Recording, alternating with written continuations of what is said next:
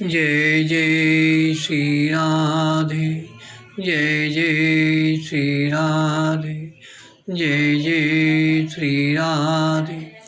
भक्ति भक्ति भगवंतु गुरु चतुर्नाम बपुए, इनके पद वंदन की नाचे विघ्न।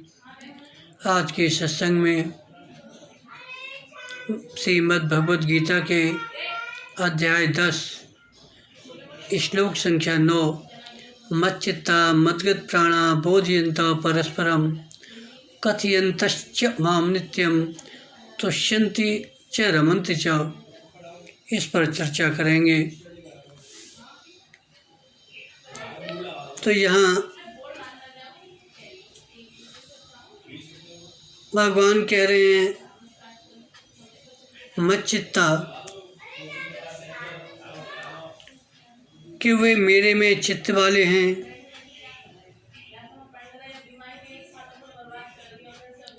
एक स्वयं का भगवान में लगना होता है और एक चित्त को भगवान में लगाना होता है।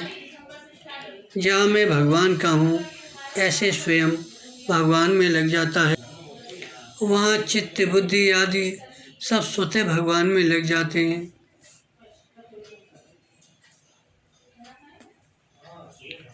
जैसे कोई मनुष्य परमात्मा प्राप्ति के लिए सच्चे हृदय से साधक बन जाता है तो साधन में उसका मन स्वतः लग जाता है। उसका मन साधन के सिवाय अन्य किसी कार्य में नहीं लगता। दूसरी बात यह है कि चित्त वहीं लगता है जहाँ प्रियता होती है। प्रियता वहीं होती है जहाँ अपनापन होता है, आत्मीयता होती है। अपनापन होता है भगवान के साथ स्वयं का संबंध जोड़ने से, कि मैं केवल भगवान का हूँ, केवल भगवान ही मेरे हैं, शरीर संसार मेरा नहीं है, मेरे पर प्रभु का पूरा अधिकार है। इसलिए वे मेरे प्रति चाहे जैसा बर्ताव या विधान कर सकते हैं, परंतु मेरा प्रभु पर कोई अधिकार नहीं। अर्थात वे मेरे हैं तो मैं जैसा चाहूँ वे वैसा करें, ऐसा कोई अधिकार नहीं है। इस प्रकार जो स्वयं को भगवान का मान लेता है, अपने आप को भगवान के अर्पित कर देता है, उसका चित्त स्वतः भगवान में लग जाता है। तो ऐसे भक्तों को ही यहाँ मच्चित्ता कहा गया है।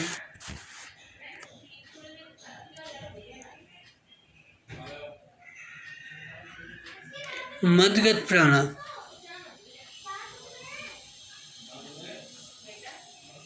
उनके प्राण मेरे ही अर्पण हो गए हैं। प्राणों में दो बातें हैं, जीना और चेष्टा। उन भक्तों का जीना भी भगवान के लिए है और शरीर की संपूर्ण चेष्टाएं भी भगवान के लिए हैं। शरीर की जितनी क्रियाएं होती हैं उनमें प्राणों की मुख्यता होती है। अतः उन भक्तों की यज्ञ अनुष्ठान आदि शास्त्रीय भजन ध्यान कथा कीर्तन आदि भगवत संबंधी खाना पीना आदि शारीरिक और खेती व्यापार आदि जीविका संबंधी जो भी क्रिया हैं वे सब भगवान के लिए होती हैं। जैसे गोपिकाओं ने गोपी गीत में भगवान से कहा कि हमने अपने प्राणों को आप में अर्पण कर दिया है। तो ऐसे ही भक्तों के प्राण केवल भगवान में रहते हैं। उनका जितना भगवान से अपनापन है उतना अपने प्राणों से नहीं। हर एक प्राणी में किसी भी अवस्था में मेरे प्राण न छूटें, इस तरह जीने की इच्छा रहती है। यह प्राणों का मोह है, स्नेह है। परंतु भगवान के भक्तों का प्राणों में मोह नहीं रहता, उनमें हम जीते रहें यह इच्छा नहीं होती और मरने का भय भी नहीं होता। उनको न जीने से मतलब न मरने से, उनको तो केवल भगवान से मतलब रहता है। इस तरह मच्चित्ता मद्गत प्राणा बोधयन्त परस्परम, तो ये कह रहे हैं ऐसा दृढ़ उद्देश्य बनने पर साधक मदगत प्राण हो जाएगा। अब बता रहे हैं बोधयंता परस्परम, उन भक्तों को भगवत भाव वाले, भगवत रुचि वाले मिल जाते हैं तो उनके बीच भगवान की बात छिड़ जाती है। फिर वे आपस में एक दूसरे को भगवान के तत्व, रहस्य, गुण, प्रभाव आदि जनाते हैं तो एक विलक्षण सत्संग होता है। जब वे आपस में भावपूर्वक बातें करते हैं तब उनके भीतर भगवत संबंधी विलक्षण बातें स्वतः आने लगती हैं। जैसे दीपक के नीचे अंधेरा रहता है, पर दो दीपक एक दूसरे के सामने रख दें तो दोनों दीपकों के नीचे का अंधेरा दूर हो जाता है। ऐसे जब दो भगवत भक्त एक साथ मिलते हैं, आपस में भगवत संबंधी बातें चल पड़ती हैं, तब किसी के मन में किसी तरह का भगवत संबंधी विलक्षण भाव पैदा होता है तो वह उसे प्रकट कर देता है, और दूसरे के मन में और तरह का भाव होता है तो वह उसे प्रकट कर देता है। इस प्रकार आदान प्रदान होने से उनमें नए नए भाव प्रकट होते हैं। परंतु अकेले में भगवान का चिंतन करने से उतने भाव प्रकट नहीं होते। अगर भाव प्रकट हो भी जाएं तो अकेले अपने पास ही रहते हैं, उनका आदान प्रदान नहीं होता। इसलिए कह रहे हैं प्रभु बोधयंता परस्परम, एक दूसरे से भगवत संबंधी चर्चा करते हैं। कथयन्तश्च माम, उनको भगवान की लीला कथा सुनने वाले कोई भगवत भक्त मिल जाता है तो वे भगवान की कथा लीला कहना शुरू कर देते हैं। जैसे सनकादिक चारों भगवान की कथा कहते हैं और सुनते हैं, उनमें कोई एक वक्ता बन जाता है, 3 श्रोता बन जाते हैं। ऐसे ही भगवान के प्रेमी भक्तों को कोई सुनने वाला मिल जाता है तो वे उनको भगवान की कथा, गुण, प्रभाव, रहस्य सुनाते हैं। कोई सुनने वाला मिल जाता है तो स्वयं सुनने लग जाते हैं, परंतु उनमें सुनाते समय वक्ता बनने का अपमान नहीं होता, सुनते समय श्रोता बनने की लज्जा नहीं होती। नित्यम तुष्यन्ति च, इस तरह भगवान की कथा, लीला, गुण, प्रभाव, रहस्य आदि को आपस में एक दूसरे को जनाते हुए, उनका ही कथन तथा चिंतन करते हुए वे भक्त नित्यम तुष्यन्ति, नित्य निरंतर संतुष्ट रहते हैं। तात्पर्य है कि उनकी संतुष्टि का कारण भगवान के सिवाय दूसरा कोई नहीं रहता। रमन्ति च, वे भगवान में ही रमण अर्थात प्रेम करते हैं। इस प्रेम में उनमें और भगवान में भेद नहीं रहता। कभी भक्त भगवान का भक्त हो जाता है तो कभी भगवान अपने भक्त के भक्त बन जाते हैं। इस तरह भगवान और भक्त में परस्पर प्रेम की लीला अनंत काल तक चलती रहती है और प्रेम प्रतिक्षण बढ़ता रहता है। नारद भक्ति सूत्र में आया है कि ऐसे अनन्य भक्त कंठ अवरोध, रोमांच और अश्रुयुक्त नेत्र वाले होकर परस्पर संभाषण करते हुए अपने कुलों को और पृथ्वी को पवित्र कर देते हैं। आगे प्रभु कहते हैं, जो इस प्रकार से मेरी भक्ति करते हैं, तेषां सततयुक्तानां भस्तां प्रीतपूर्वकं ददामि बुद्धियोगं तं येन मामुपयान्ति ते। अब यहाँ प्रभु कहते हैं, भस्तां प्रीतपूर्वकं तेषां सततयुक्तानां, इस तरह भगवान के, जो भगवान में चित्त और प्राण वाले हैं, भगवान के गुण, प्रभाव, लीला, रहस्य आदि को आपस में एक दूसरे को जनाते हुए तथा भगवान के नाम गुणों का कथन करते हुए नित्य निरंतर भगवान में ही संतुष्ट रहते हैं और भगवान में ही प्रेम करते हैं। ऐसे नित्य निरंतर भगवान में लगे हुए भक्त जो है उनके लिए प्रभु कह रहे हैं, वे भक्त न ज्ञान चाहते हैं न वैराग्य, या वे पारमार्थिक ज्ञान वैराग्य आदमी नहीं चाहते, तो फिर सांसारिक भोग अष्ट सिद्धि नवनिधि चाह कैसे सकते हैं। उनकी दृष्टि इन वस्तुओं की तरफ नहीं जाती। उनके हृदय में सिद्धि आदि का कोई आदर नहीं, कोई मूल्य नहीं। वे तो केवल भगवान को अपना मानते हुए प्रेम पूर्वक स्वाभाविक ही भगवान के भजन में लगे रहते हैं। भजताम प्रीत पूर्वकम। उनका किसी भी वस्तु व्यक्ति आदि से किसी तरह का कोई संबंध नहीं रहता। उनका भजन भक्ति यही है कि हरदम भगवान में लगे रहना। भगवान की प्रीति में वे इतने मस्त रहते हैं, उनके भीतर स्वप्न में भी भगवान के सिवाय अन्य किसी की इच्छा जागृत नहीं होती। तो यहाँ प्रभु कहते हैं, ऐसे भक्तों को ददामि बुद्धि योगम तम।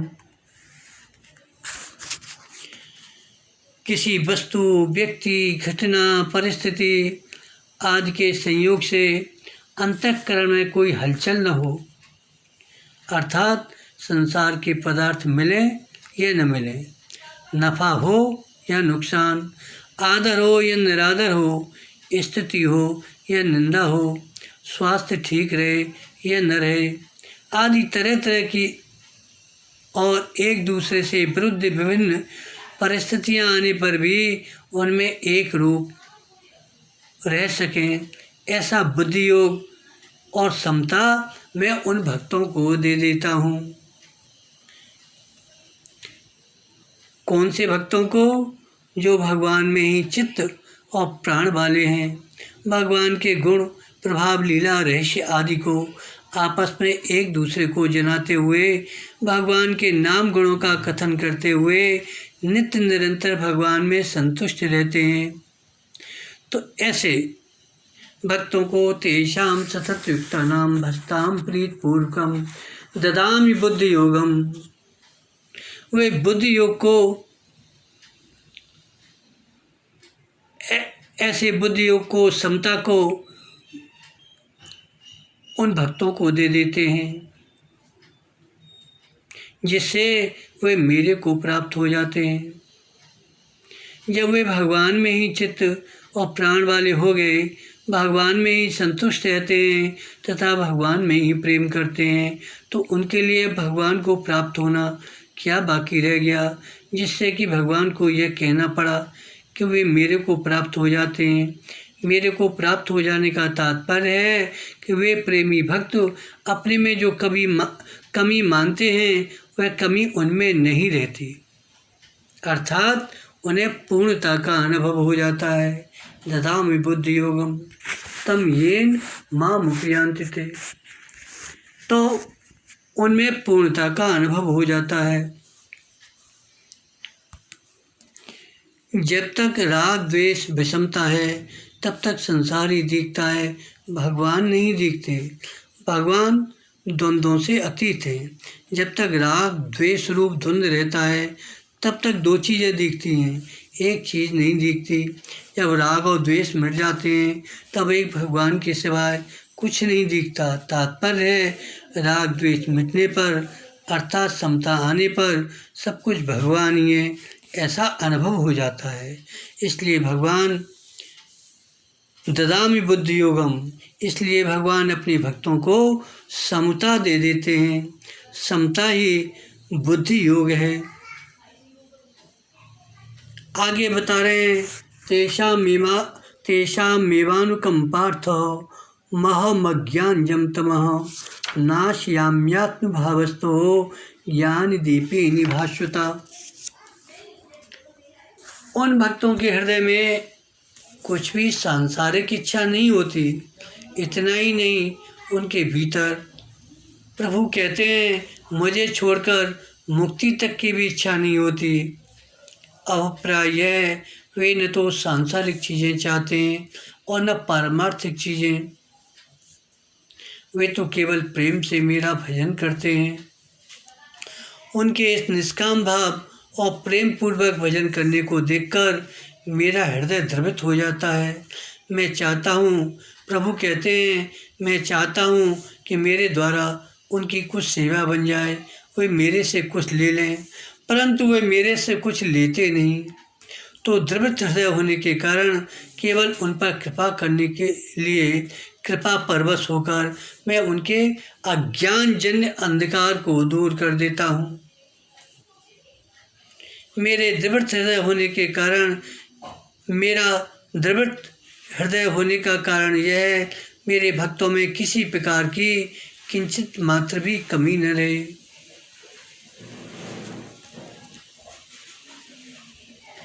आगे बता रहे हैं कि भास्वता ज्ञानी दीपेन, प्रकाशमान ज्ञान दीपक के द्वारा उन प्राणियों के अज्ञानजन्य अंधकार का नाश कर देता हूँ। तात्पर्य है, जिस अज्ञान के कारण मैं कौन हूँ, मेरा स्वरूप क्या है, ऐसा जो अनजानपना रहता है, प्रभु कहते हैं उस अज्ञान को मैं नाश कर देता हूँ, अर्थात तत्वबोध करा देता हूँ। जिस तत्वबोध की महिमा शास्त्रों में गाई गई है, उसके लिए उनको श्रवण, मनन, निधिध्यासन आदि साधन नहीं करने पड़ते, कोई परिश्रम नहीं करना पड़ता, प्रत्युत मैं स्वयं उनको तत्वबोध करा देता हूँ। भास्वता ज्ञान दीपेन, इस तरह भक्त जब अनन्य भाव से केवल भगवान में लगे रहते हैं, तब सांसारिक सिद्धि असिद्धि में सम रहना, यह समता भी भगवान देते हैं। जिसके समान पवित्र कोई नहीं है, वह तत्वबोध भी भगवान स्वयं देते हैं। भगवान के स्वयं देने का तात्पर्य है कि भक्तों को इसके लिए इच्छा और प्रयत्न नहीं करना पड़ता, प्रत्युत भगवत कृपा से उनमें समता स्वतः आ जाती है, उनको तत्वबोध स्वतः हो जाता है। कारण कि जहाँ भक्ति रूपी माँ होगी, वहाँ उसके वैराग्य और ज्ञान रूपी बेटे रहेंगे ही।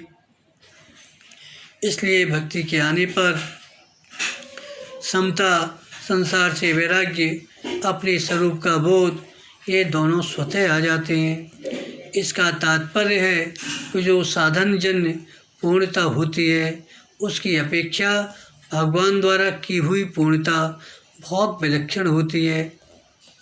जैसे भगवान अनन्य भाव से भजन करने वाले भक्तों का योगक्षेम वहन करते हैं, ऐसे ही जो केवल भगवान के ही परायण हैं, ऐसे प्रेमी भक्तों को उनके न चाहने पर भी, उनके लिए कुछ भी बाकी न रहने पर भी भगवान समता और तत्वबोध देते हैं।